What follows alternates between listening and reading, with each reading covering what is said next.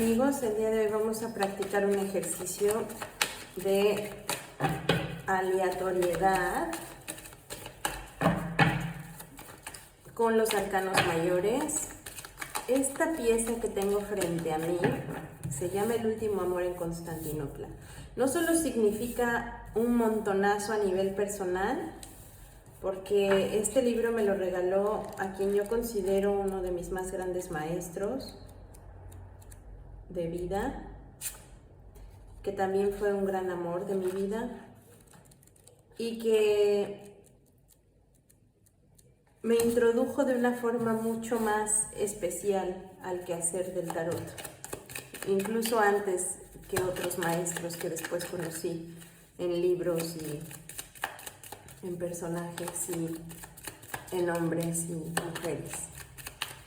Así que, usando los arcanos mayores, el día de hoy vamos a hacer 3 preguntas. La primera es la opción del lapicito. La segunda es la opción de los cerillos. Y la tercera es la opción de la cuchara. Así que aquí tienen las opciones.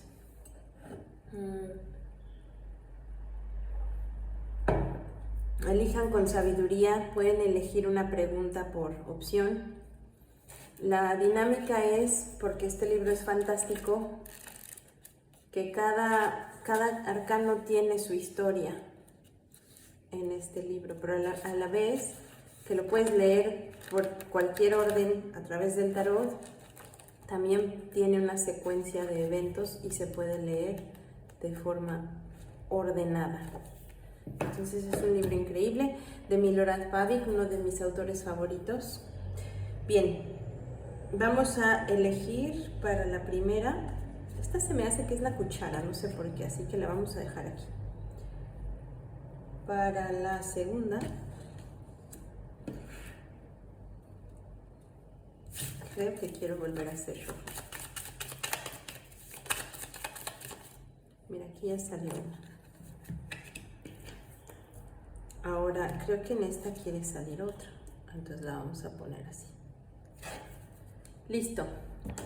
Dejemos estas por acá y vamos allá. Si elegiste la cuchara, es la torre. Es increíble porque aquí parece que cayeron los zapatos, pero también parecen hogazas de pan. Y parece que ellos están a punto de encajar las manos en la tierra, como si fueran a recoger algo. Y bueno, la cuchara ya me parece lo suficientemente útil como para recoger un alimento. En fin, vamos a ver. La torre. La torre es el arcano 16. Lo tenemos por aquí. Obviamente este es otro tarot porque él además, o sea, yo ya lo recorté y de hecho lo uso en algunas lecturas, pero él además te incluye un tarot y es un tarot del diseño de uno de sus hijos y es un tarot bizantino. Bueno, dice así. Una mañana, las habitaciones de los edificios de Semún amanecieron resplandecientes por la nieve que había caído durante la noche, y el resplandor blanco en el espejo de la pared despertó temprano a Sofronije y Gerisena. Esa mañana de nieve, en el desayuno, él le preguntó: ¿por qué no nos visita nunca un hermano mayor? Porque es el oficial austriaco que te atravesó con la vaina del sable y te colgó de un árbol. Está lejos, persigue a los franceses. ¿Ahora me lo dices? ¿Y por qué me salvaste? La observaba masticar un bocado como su abuelo materno y otro como su abuela paterna. Y le respondió: hay 2 tipos de mujeres, como si las mujeres tuvieran 2 sexos distintos, como 2 zapatos distintos en los pies. Interesante. Aquí parecen haber 2 zapatos, que también parecen hogazas de pan. Y hay 2 personajes que pueden ser hombre o mujer, o 2 mujeres. En su carta definitivamente también se ve esa escena. Al primer tipo lo puedes llamar la mujer del vencedor. No tiene padre, siempre se apoya en el marido, al que adora como a un poderoso, como a Adán y al padre que de su descendencia, vencedor del mundo de los animales a los que dio nombre y de la naturaleza a la que se enfrentó. Esta mujer no ha olvidado dónde está el ombligo de la tierra. Tiene poder y dinero gracias a su marido. Sus días son más largos y en ellos hay noches de las que yo tengo. Piensa de su hombre y desprecia a los hijos por blandos y desunidos, como Caín y Abel, solitarios, sin poder ni influencia. Que aren su sombra y la rieguen con sudor para que crezca, musita sobre ellos. Tampoco soporta a los que son de la misma edad que sus hijos, a toda esa generación que se tapa los oídos con la barba. Cuando elige un hombre, no elige al que más quiere, sino al que más odian, su padre o su hijo. Su amor se vincula al clítoris y significa el goce fuera de la concepción. Al otro tipo lo puedes llamar la hija del vencedor. Está enamorada del padre. ¿Qué puede decir de sí mismo? Ya estaba instruido antes de nacer. En él ve al Creador, al vencedor, al poderoso que teje con maña en torno a ambos el vínculo que une a los que tienen la misma alma. Desprecia a su propio marido, aunque sea un hombre bueno y un maestro experto en su oficio, dice de él: todos le dan en el reloj y le sorben el alma con la música, le crecerán cardenchas en las orejas. No le perdona que sea un solitario. ¿Para qué necesito a alguien sin poder ni influencia, que manda menos que un eunuco? Por las mismas razones desprecia también a sus hermanos y a los de su edad, a los que dice estuvieron bajo el gorro del tiempo y luego se lo quitaron. Pero adora al hijo y a sus iguales, porque sus días tienen mellizos. Ve en ellos un vínculo nuevo y grande, impregnado del mismo espíritu que la hermandad de su padre. Ve en ellos a futuros vencedores. Se quitaron los 4 sudores secos y los 4 vientos que tenían debajo y ahora son libres, musita, porque el poder y la riqueza los obtiene del padre o del hijo. Acaba casi siempre en el lecho de alguno de los amigos de su hijo. Cuando elige un hombre, no elige al que más quiere, sino al que más odian, su marido o su hermano. Su amor se vincula al útero y significa la concepción fuera del goce. ¿Y tú? ¿A cuál de los 2 tipos perteneces? ¿Qué sexo tienes?, preguntó él con recelo. A ninguno de los 2. En cierto sentido no tengo sexo, y al menos por ahora soy una excepción. Soy el tercer zapato. Cuando elijo al que más quiero. Entonces, ¿el tercer zapato existe de verdad? Sí, existe. Intento no comportarme como otras mujeres. No me someto a las leyes del cambio generacional de vencedores y vencidos, porque esas son normas de comportamiento masculino. Sé que para el hombre el mundo ocurre en otro, y para la mujer en ella misma. Sé que cuando las sombras de las plantas vespertinas vuelan hacia el cielo, soy la hija del vencido, y a pesar de todos, adoro a mi padre. Pero, ¿tú no sabes que mi padre mató al tuyo en la última guerra, en el siglo pasado? Tú no puedes ser culpable de eso, pero puede serlo mi hermano, Panateneki, capitán del ejército austriaco, que es igual de sanguinario que tu padre, el capitán Aralampigio Pujic, de la caballería francesa. En ambos casos, las culpas pueden retroceder a través del tiempo. Por eso no soporto a la falange despótica de mis hermanos y sus amigos vencedores y tiranos, que a su vez no me soportan a mí. Igual que tampoco soportan a sus mujeres. Pienso con temor en mis hijos y en los suyos, que estarán sometidos a su violencia triunfante si ganan esta guerra que tú y los tuyos están perdiendo. Si viviera para ello, me gustaría acabar en la cama de uno de esos débiles que tienen la edad de mi futuro hijo, y no tanto como amante, sino como madre, igual que te elegí a ti, hijo débil del padre vencedor. Te elegí porque no te querían ni la madre, ni las hermanas, ni las amantes, y tu hija, si la tenemos, tampoco te querrá. Mi mayor derrota y mi peor castigo será que me hagan volver a la poderosa manada de mis hermanos vencedores, a la que pertenecen todas las mujeres de mi edad, a la que también pertenece tu padre. Tener que quitarme el tercer zapato será el final de mi camino. Pero olvidémonos de mí. Veamos dónde estás tú, es decir, dónde estamos nosotros dos. Tú quieres volver a tu unidad que sigue en retirada, marchando hacia el noroeste. Acabará necesariamente en alguna parte de Francia. Yo no sé si Francia es tu estado o no, pero sé que sirves en su ejército. También sé que el estado es el menor de los males. Lo más que puedes esperar de un estado es que no te escupa en la sopa. ¿Y las guerras? El pueblo dices que combates con gloria de tu pueblo. ¿Qué es un pueblo? Mírame, tengo 17 años. Soy de la misma edad que la humanidad, porque la humanidad tiene siempre 17 años. Eso significa que un pueblo es un niño eterno, crece sin cesar. Su lengua, su espíritu, su memoria, hasta su futuro, empiezan a apretarle como los vestidos. Y por eso un pueblo debe cambiar continuamente de ropa, porque al crecer se le queda siempre pequeña, le aprieta y revienta por su crecimiento, y eso es duro y agradable a un tiempo. La lengua, dices, en sueños, todos entendemos todas las lenguas. Los sueños son nuestra patria desde mucho antes de la Torre de Babel. En sueños, todos hablamos una gran archilengua, una única para cada uno de nosotros, los vivos y los muertos. ¿Para qué entonces las guerras? ¿Por qué retroceder a través de la historia? Cada muerte es parte de un suicidio.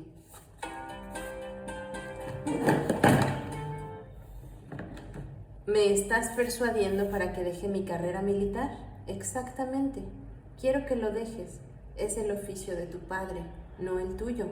Saltemos de esta torre a las llamas de esa derrota y esa catástrofe de la que piensas en vano que nos protege y nos traerá seguridad y dinero.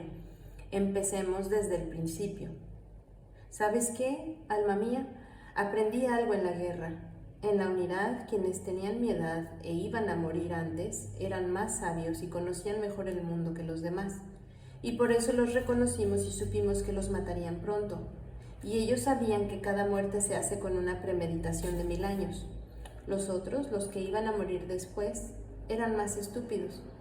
Pero nada de esto tenía que ver con la lucidez innata o la simpleza de unos u otros.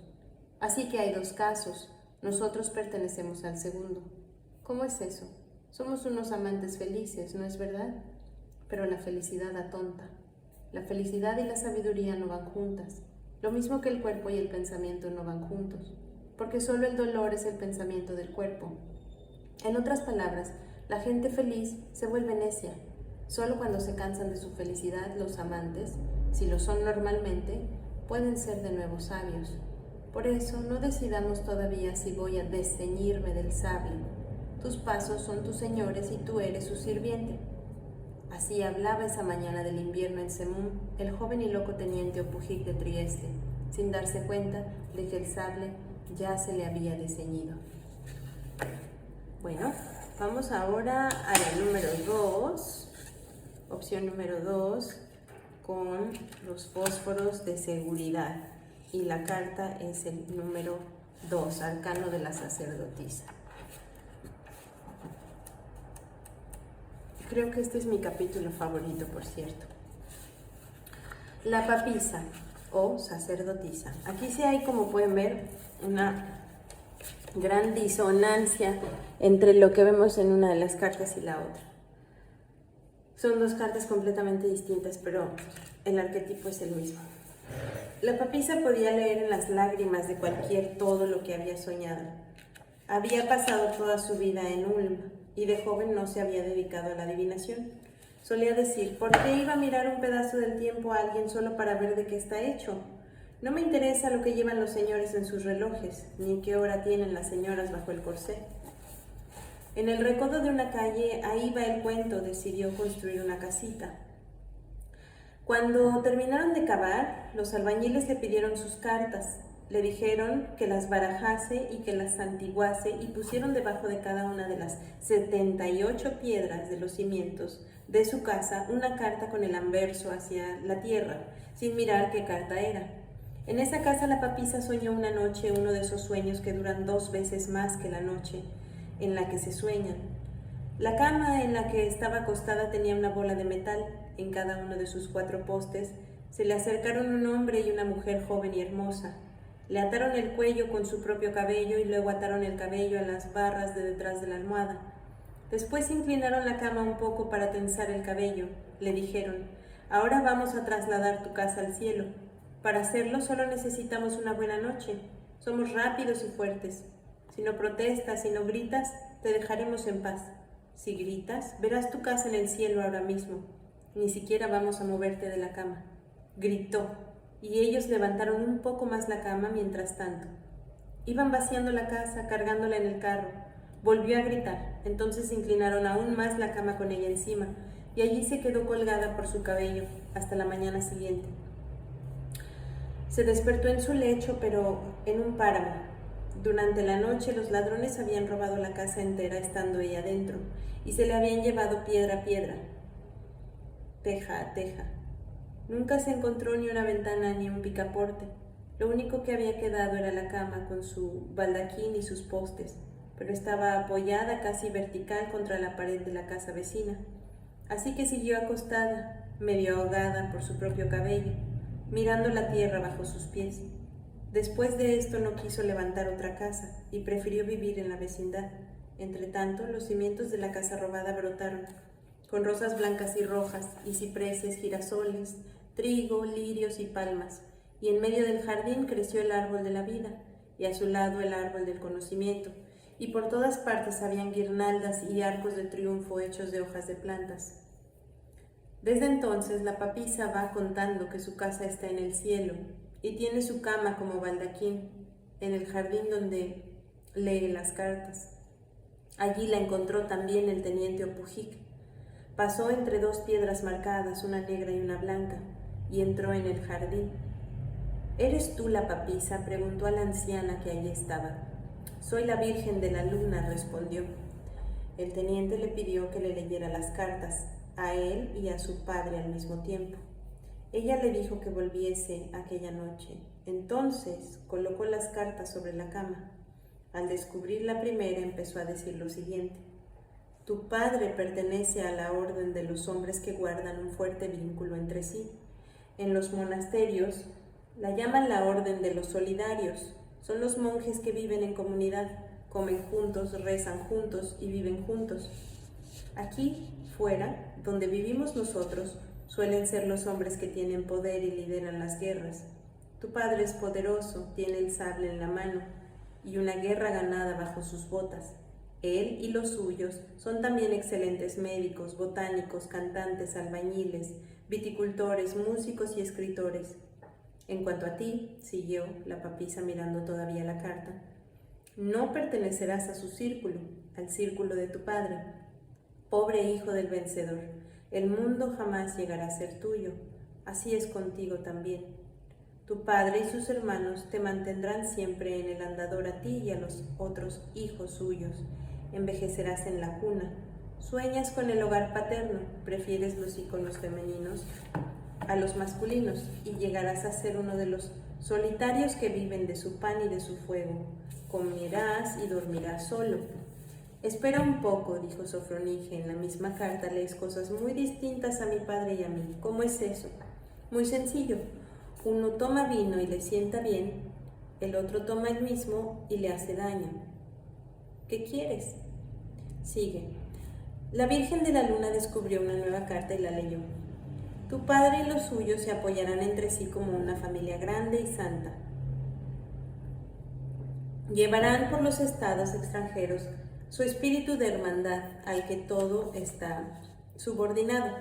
Tu padre no tendrá propiedad alguna, pues todo lo que tiene será común, y él piensa que eso significa que es suyo también. La iglesia de ellos es igualmente suya, es decir, ellos serán la iglesia. Tu padre prefiere el día a la noche y los íconos masculinos a los femeninos. Mientras el estado al que sirves aumente en poder y riqueza, pertenecerá a tu padre y a los tuyos, a su hermandad. En cuanto a ti, hermoso mío, te gustará el trigo y jamás llegarás a ser guerrero. Más bien aprenderás los idiomas de los enemigos de tu padre. Sabrás perorar bien y dulcemente y por eso sabrás callar. Hay algo más. ¿Te aprieta a veces la bota derecha? Sí, me aprieta. Lo suponía. Durante años llevarás escondido bajo el corazón algo grande, un sueño o un deseo tan grande que tu pierna derecha ya se está doblando bajo su peso. Viajarás mucho en pos de ese deseo, de esa hambre que se parece al dolor. Vagarás por las carreteras en pos de tu dolor que persigue esa hambre por el mundo. Lucharás con ella años enteros, en secreto y solo, pues los que son como tú no se soportan entre sí. No tendrás amigos y por eso no sabrás quién eres. Sé perfectamente quién soy y lo que soy, le interrumpió el teniente. Soy ese al que otros escupen en la palma de la mano mientras trabaja y en el plato mientras come, tragador de cuchillos y de tinieblas. Salto de una piedra de la locura a la otra, mientras mi pie izquierdo no se fía del derecho. En un bolsillo me crece trigo, en el otro hierba. Llevo el alma en la nariz y me enseñan a estornudar. Mi madre me despeja y me nubla. En mi cuenco llueve, en mi cama nieva. Soy el que se peina con un tenedor, el que siembra los cuchillos y ceba los dientes porque las cucharas no crecen mientras como. No necesito tu cuento, paticojo. ¿Y qué es lo que necesitas, halcón mío? El tuyo es un cuento masculino. Ya lo he escuchado en los monasterios. ¿Y la parte femenina del cuento? ¿Quieres decirme dónde está la mujer en tu reparto? ¿O en el de los monasterios? ¿O en donde sea? ¿Has olvidado a las mujeres? ¿O es un reparto solo para hombres? Quiero saber quién es mi madre, quiénes son mis hermanas, quiénes serán mis hijas. Eso no te lo diré yo. La respuesta a esa pregunta te la dará alguien que es el tercer zapato. ¿Qué es el tercer zapato? Es una mujer de ambos sexos. ¿Y cómo es eso?, se sobresaltó el teniente. Los hombres tienen solo un sexo, las mujeres dos. Ten cuidado con el tercer zapato. En ese momento, el joven Opujik volvió a sentir bajo el corazón esa hambre que calla en el alma como un dolor. Se sintió saturado por el incienso del jardín, como en una iglesia. Empezó a leer y entender el significado de los olores, al igual que se leen cartas, y los olores lo guiaron por su propio camino a través de las plantas, a la tierra. El lirio se abrió ante él como un pensamiento puro, intacto, por el deseo como la vida eterna, como el amamantar en el sueño, como el miembro de un burro, como ropas que están fuera del alcance de un hombre, pero como una toalla para los jóvenes. La rosa blanca olía a Tracia, a Eva antes del pecado, al sudor de Mahoma, a alma de hombre y a la sangre de Venus libre del ansia animal, pero cuando esa sangre pintó la rosa de rojo, la rosa empezó a oler a pasión, a Eva después del pecado, a la maldición del diablo y la bendición de Dios, mientras la rosa de 5 pétalos lo azotaba con la fuerza vital del dios de la guerra.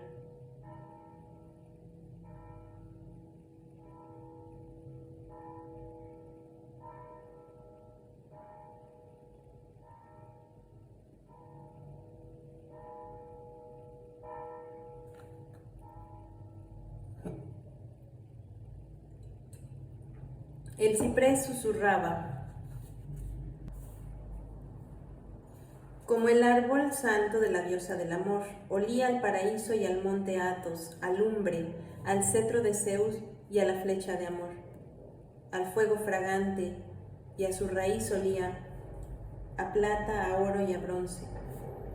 El trigo olía al cuerpo de Cristo, a la madre tierra, a granada y al mundo subterráneo, y su eco a sal y vino. La palma le trajo la victoria sobre la muerte y la fuerza en movimiento. Los girasoles se volvieron hacia él y no hacia el sol. El árbol del conocimiento le fue ofreciendo las espaldas a la anciana. Sus 5 frutos, como los 5 sentidos, y el árbol de la vida brotaron a su espalda. En lugar de 12 hojas, 12 pequeñas llamas que se unieron inmediatamente con las constelaciones del cielo y con el dolor que llevaba consigo. Entonces notó que la papisa volvía a descubrir los naipes sobre su cama.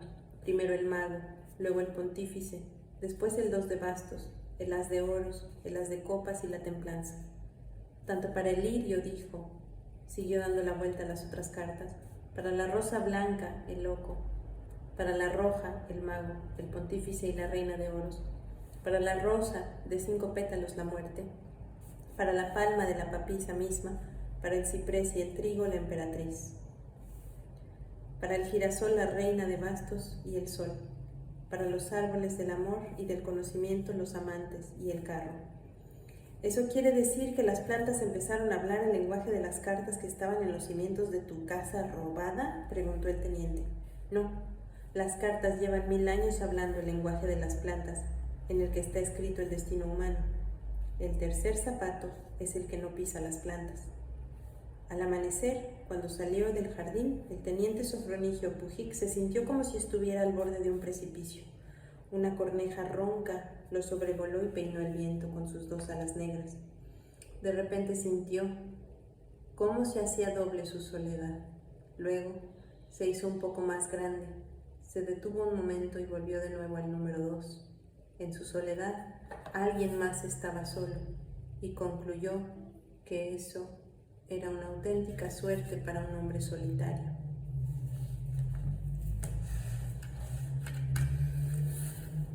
Vamos ahora con la número 3, que tiene 2. Es el lapicito, cosas que se pueden escribir incluso con el más diminuto recurso. Un lápiz rápido que alcanza 2 capítulos. La fuerza, capítulo 11. Nos pasamos por uno. Esto es muy curioso, porque aquí la 11 es la justicia, lo que quiere decir que la fuerza está antes. Eso pasa con diversos tarots. La fuerza aquí es el número 8. Ok.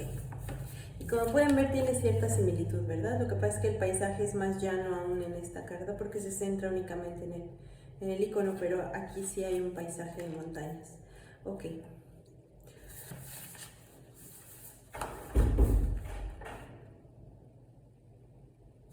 Fuerza. Gerisena Teneki no podía recordar a su padre, que había perdido la vida en 1797 en una torre en el Danubio, pero pensando en él aprendió a volar. Primero voló en sueños, luego también voló un poco por su habitación, desde su ventana en Semún. Gerisena Teneki solía contemplar el agua del Danubio. Sentía cómo de noche cambiaban sus olores y cómo de día las olas arrojaban sombras a la orilla. Su padre estaba enterrado allí, en alguna parte, y ella, que le quería sobre todo porque perdía las batallas, susurraba a veces a aquella agua inmensa: «Juega con él un poco, diablo, y luego me lo devuelves». Pero el padre no volvía. Una mañana de repente salió corriendo de la habitación de cuyo armario emanaba frío, y en la que siempre llovía en sus sueños. Mientras bajaba la escalera hacia el río, llevaba las tetas como si no fueran suyas, asombrándose de ellas y escuchando su cuerpo sin poder todavía acostumbrarse a él, como si estuviera condenada a ese irisado líquido en sus entrañas.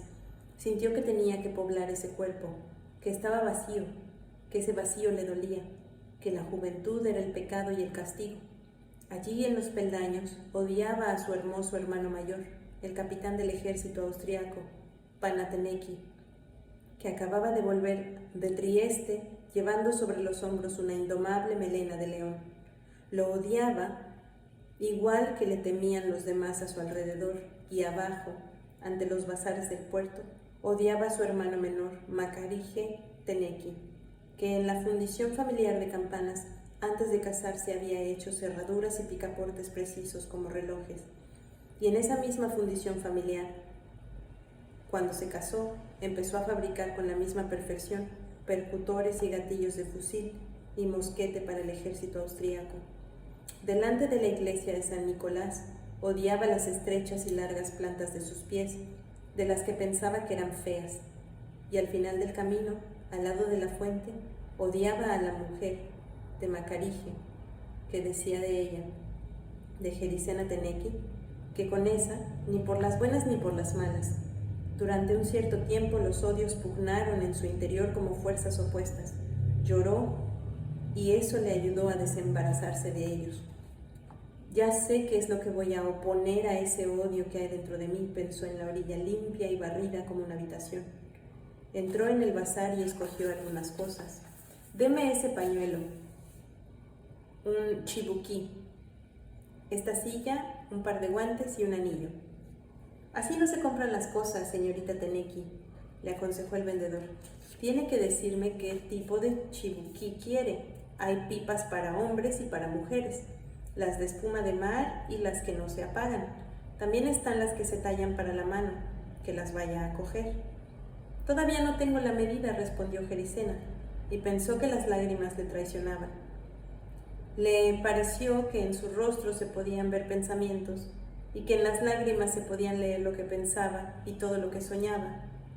Las lágrimas traicionan aun cuando están secas, pensó Jericena, cuando ya no se distinguen del sudor de ayer y yacen en la mejilla como las escamas de un pez. No obstante, escogió una pipa dura de ciruelo con la boquilla de cuerno, como si estuviera eligiendo un pífano. En cuanto a los guantes, deme unos para hombre. De esos sobre los que se llevan anillos y un anillo a juego. El vendedor rezongó que era mejor hacer los guantes a medida y probar el anillo, y Jericena le dijo que sabía la medida de aquel para quien compraba, pero no era verdad. En aquel momento desconocía al hombre para el que lo compraba. No sabía ni qué aspecto tenía, ni cómo se llamaba. Jamás lo había visto. Jericena Teneki compraba las cosas para su prometido y futuro marido, aún desconocido, que seguramente surgiría algún día del vasto mar del futuro.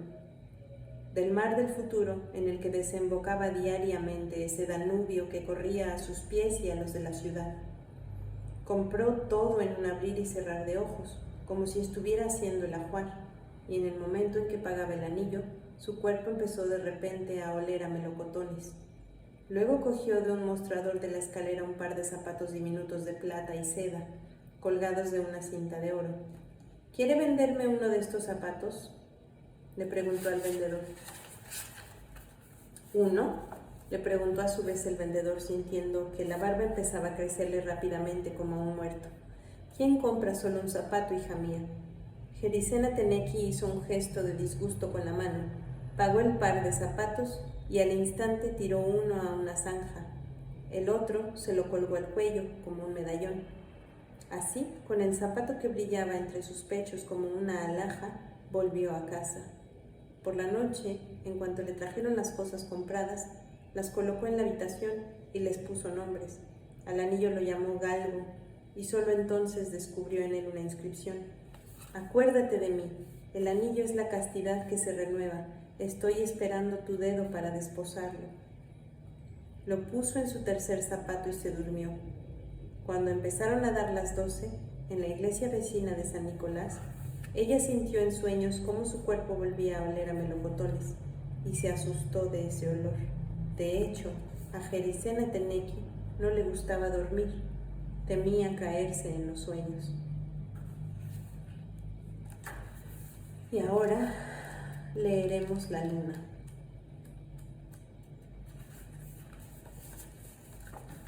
En la época del año conocida como entre dos panes, Jericena Teneki y su amor partieron hacia el este para hacer cuarentena en una posada y esperar allí al capitán Aralampigio Pujik y a la legación que lo acompañaba. Jericena dormía en el carruaje cargado de provisiones, mientras el joven Opujik cabalgaba. Todo el tiempo sentía cómo dos caminos resonaban bajo los cascos de su caballo.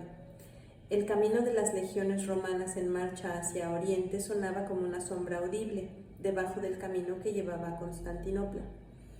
La ruta los llevaba a través de una comarca que en invierno se llamaba Entre el Perro y el Lobo, y en la lejanía divisaron dos torres, una a cada lado del camino, cuando de repente se oyeron disparos de fusiles. Opujik espoleó el caballo y detrás de la curva vio el río.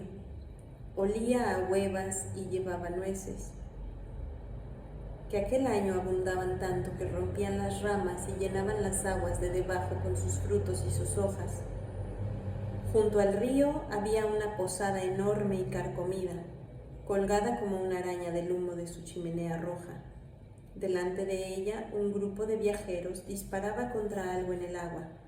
«No lo dejes, no lo dejes, que no lo dejes cruzar», gritaba uno de ellos tartamudeando. ¡Ay, por Dios, allí está! Ha salido, se lamentaba otro volviendo a cargar el fusil. Sofronife Opujik concluyó que estaba haciendo el ganso y entró en la posada para preguntar por una habitación. Solo hay una, le dijo el posadero, que los llevó a la planta de arriba, rodeada por un balcón adoquinado. Los adoquines del balcón ya estaban cubiertos por la hierba y la habitación había estado pintada de verde. Había una estufa que se calentaba desde fuera con bloques de estiércol y paja, y dentro el agua se calentaba en un banco. La habitación más bonita de toda la posada, comentó el joven posadero, pero miraba de reojo como si escupiera. Veo que practicas el tiro al blanco, le dijo Sofronije en la cena al que más gritaba en el río. Tú no lo entiendes, señor, le respondió. Mañana, cuando os hayáis acomodado, también empezarás a disparar. Pero, ¿en qué habitación os han alojado? No será en la verde, se entrometió otro viajero en la conversación. Si estás en la verde, ojo con lo que sueñas esta noche. ¿Y eso por qué? Haz el favor de decírmelo, le respondió Opujik riéndose. Todos los que estamos esperando aquí en la cuarentena, ya pasamos por esa habitación y enseguida pedimos otra.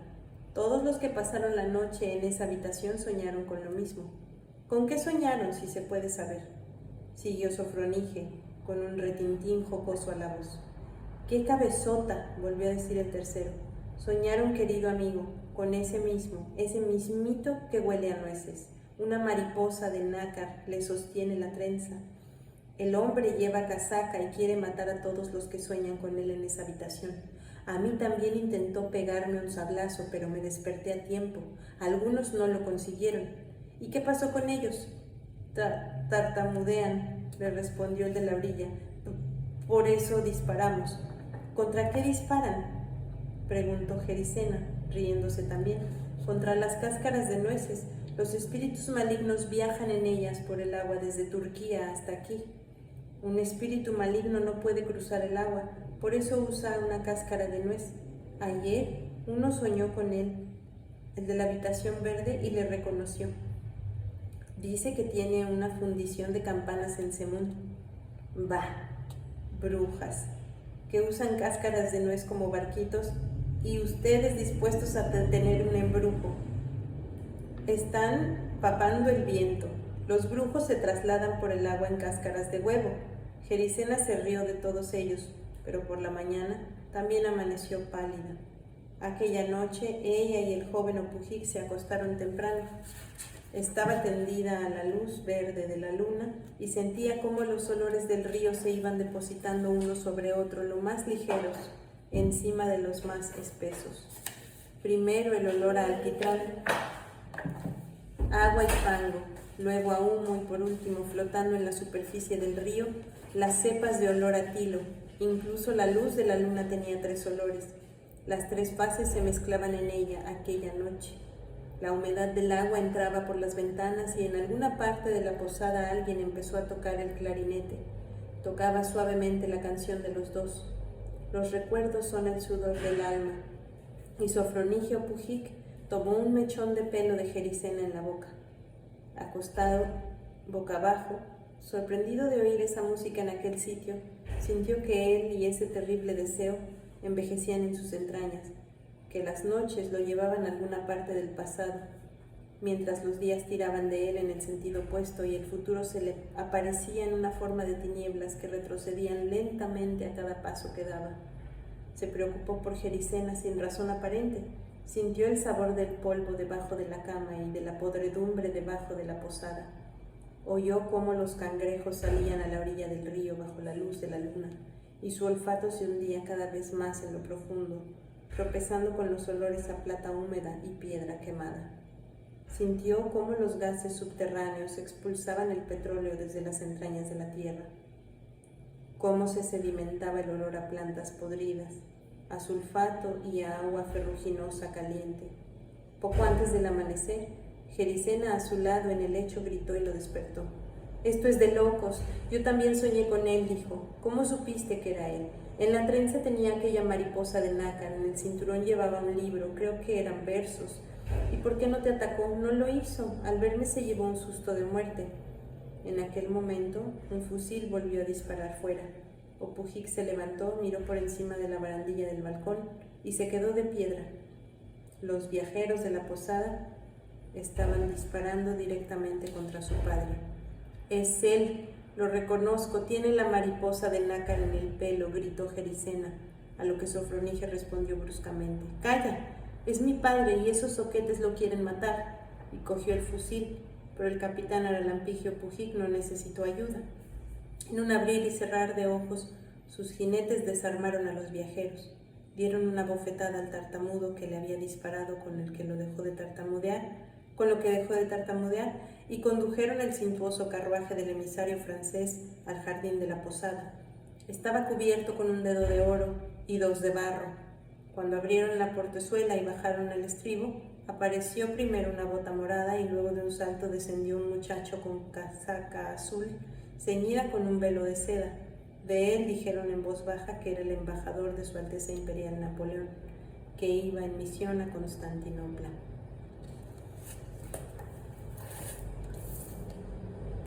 Pues esa es la tercera respuesta para aquella que haya sido tu pregunta. Y espero que te haya gustado esta lectura.